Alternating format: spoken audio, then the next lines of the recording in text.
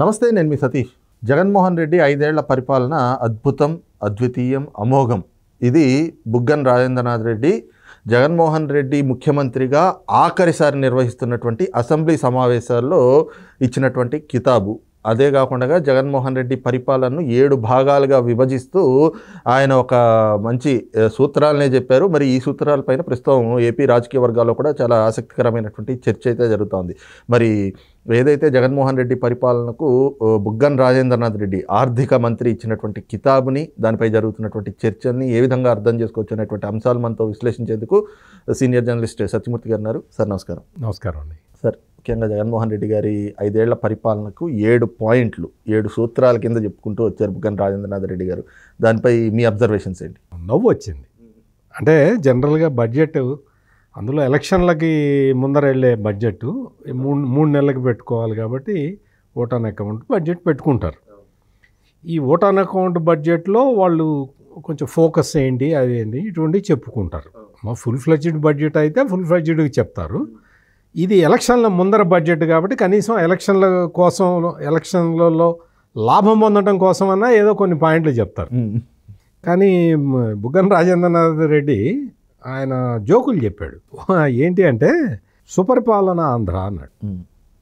ఇప్పుడు సుపరిపాలన ఆంధ్ర అనేది, సుపరిపాలన అంటే ఏంటి అనేది మళ్ళీ మార్చుకొని మనం ఇంతకు ముందర గుడ్ గవర్నెన్స్లో పెట్టుకున్న అన్నీ మార్చుకోవాలి. అంటే గుడ్ గవర్నెన్స్ అంటే ఏంటి? నిధులు ఎక్కడికక్కడ డైవర్ట్ చేయటం గుడ్ గవర్నెన్సా? లేదు ఆఫీసర్లందరూ మొత్తం అందరినీ కూడా రెడ్లను పెట్టుకోవడం సుపరిపాలన? ఏంటి సుపరిపాలన అంటే ఏంటి? మొత్తం అంతే. అంటే బడ్జెట్లో, బడ్జెట్ ఎలకేషన్స్లో 76% ఖర్చు పెడుతున్నారు. ఇండియాలో ఏ ప్రభుత్వం కూడా ఇట్లా చేయటం లేదు. అంటే కేటాయించి, ఇప్పుడు 100 రూపాయలు కేటాయిస్తే 70 రూపాయలే ఖర్చు పెడుతున్నారు. అంత మాత్రమే ఖర్చు పెట్టగలిగే ఆర్థిక వనరులు ఉన్నాయి, అంత మాత్రమే ఖర్చు పెట్టగలిగే చిత్తశుద్ధి ఉంది, అంత మాత్రమే ఖర్చు పెట్టగలిగే యంత్రాంగం ఉంది. అంటే బడ్జెట్లో 100 రూపాయలు కేటాయిస్తే 76 రూపాయలు మాత్రమే ఖర్చు పెడతారు. జనరల్గా ఏం చేస్తారంటే 100 రూపాయలు కేటాయిస్తే 120 రూపాయలు ఖర్చు పెడతారు. ఇది ఏ గవర్నమెంట్లో అయినా జరిగేది. అటువంటిది జగన్మోహన్ రెడ్డి ప్రభుత్వంలో అసలు డబ్బులే లేక తక్కువ 76% మాత్రమే ఖర్చు పెడుతున్న ఏకైక రాష్ట్రం ఈ మొత్తం భారతదేశంలో. అటువంటిది మరి సుపరిపాలన ఆంధ్ర ఎట్లవుతుంది? ఇది ఒకటి. ఇంకొకటి సామాజిక ఆంధ్ర. చాలా బాగుంది. అంటే వర్డ్ చాలా బాగుంది, చాలా స్ఫూర్తిదాయకంగా ఉంది. కానీ సామాజిక ఆంధ్ర అంటే ఏంటి? దళితులకి శిరోమండనం చేయటమా? దళిత డ్రైవర్ని చంపేసి శవాన్ని డోర్ డెలివరీ చేయటమా? మిస్బా కుటుంబాన్ని ఇది చేయటమా? ఒక ముస్లిం సలీం కుటుంబం మొత్తం ఆత్మహత్య చేసుకోవటమా? మిస్బా అనే ఒక అమ్మాయి చనిపోయే పరిస్థితి కల్పించటమా? ఏది సుపరిపాలన అంటే? అంటే ఈ సుపరిపాలన తర్వాత సామాజిక ఆంధ్ర. సామాజిక ఆంధ్ర అంటే ఇదే. ఒక డాక్టరు, దళిత డాక్టరు, కష్టపడి చదువుకొని వచ్చిన డాక్టర్ సుధాకర్ మాస్క్ అడిగాడని చెప్పి కరోనా టైంలో అతన్ని వేటాడి అతన్ని ఒక పిచ్చోని చేసి చంపేసిన ఇది సామాజిక ఆంధ్ర కింద వస్తుందా? ఏది? ఇన్ని కేసులు, దాదాపుగా 60-70 వేల మంది తెలుగుదేశం కార్యకర్తల మీద కేసులు, ఎస్సీ ఎస్టీ చట్టాల దుర్వినియోగం. ఎవరి మీదైనా రాజకీయ కక్ష తీర్చుకోవాలంటే వాళ్ళ మీద ఎస్సీ ఎస్టీ కేసులు పెట్టడం, ఎస్సీ ఎస్టీలని రక్షించాల్సిన చట్టాన్ని దుర్వినియోగం చేయటం. పైపెచ్చు అమరావతి అంటే అదొక కమ్మ సామాజిక వర్గం అంటూ ఆ సామాజిక వర్గానికి ముడిపెట్టి దాన్ని నాశనం చేయడం. ఇది సామాజిక ఆంధ్ర. ఇంకొకటి మహిళా మహారాణుల ఆంధ్ర అని చెప్పి. ఇది ఎంత పచ్చాబద్ధం అంటే, ఇప్పుడు నేనేదో పొలిటికల్ స్టేట్మెంట్ ఇవ్వటం కాదు, అక్కడ జరుగుతున్న విషయాలే చెప్తున్నా. నువ్వు అమ్మఒడి ఇవ్వటం, అమ్మఒడి ఎందుకు ఇస్తున్నావు? పిల్లల్ని చదివించుకోవడానికి. ఎంత ఇస్తున్నావు? నువ్వు చెప్పింది ఎంత, ఇస్తున్నది ఎంత? ఇది ఒక పెద్ద ఇది. అసలు పిల్లల్ని చదివించుకునే బాధ్యతని ప్రభుత్వం తీసుకోవాలా? ఆడవాళ్ళకి, తల్లికి ఇవ్వాలా? వాళ్ళకి డబ్బులు ఇస్తున్నావా? కరెక్ట్గా ఇస్తున్నావా? అందులో ఎంత కట్ చేస్తున్నావు? నువ్వు ఈ విధమైన ఇది చేసి మహిళా సాధికారత.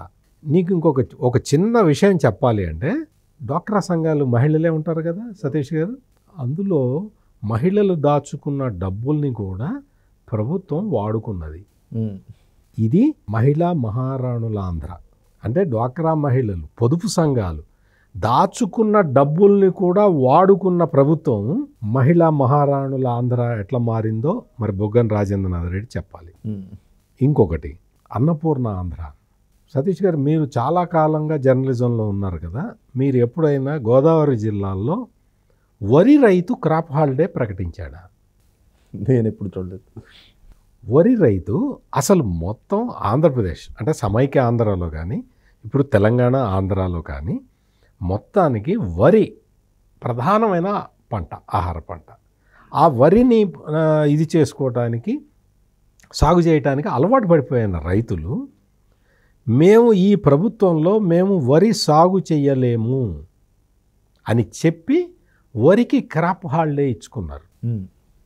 అందుకని మనం దాన్ని అన్నపూర్ణ ఆంధ్ర అంటాం. అన్నపూర్ణ ఆంధ్ర రోజు అన్నా క్యాంటీన్లను పెట్టి చంద్రబాబు నాయుడు 5 రూపాయలకి భోజనం పెట్టేవాడు. అందరూ హాస్పిటల్స్ దగ్గరికి వచ్చే పేషెంట్ అటెండెంట్లు, ఊరికి వచ్చేవాళ్ళు, పేదవాళ్ళు, కూలీ నాలి చేసుకోవడానికి వచ్చేవాళ్ళు, లేకపోతే కొన్ని చోట్ల భిక్షాటన చేసేవాళ్ళు, బస్ స్టాండ్లలో బస్సులు రైళ్ళు కొంచెం లేట్ అయితే వెయిట్ చేసేవాళ్ళు, వీళ్ళందరూ కూడా వచ్చి అన్నా క్యాంటీన్లలో భోజనాలు చేసేవాళ్ళు. 5 రూపాయలు ఇచ్చి చక్కగా తిని వెళ్ళేవాళ్ళు. అటువంటి అన్నా క్యాంటీన్లని మూసేసిన ఘనత జగన్మోహన్ రెడ్డి ప్రభుత్వానికి ఉంది. ఇది అన్నపూర్ణ ఆంధ్ర ఎట్లా అవుతుంది? ఇదొకటి. ఇంకొకటి సంక్షేమ ఆంధ్ర. సంక్షేమ ఆంధ్ర వెరీ గుడ్.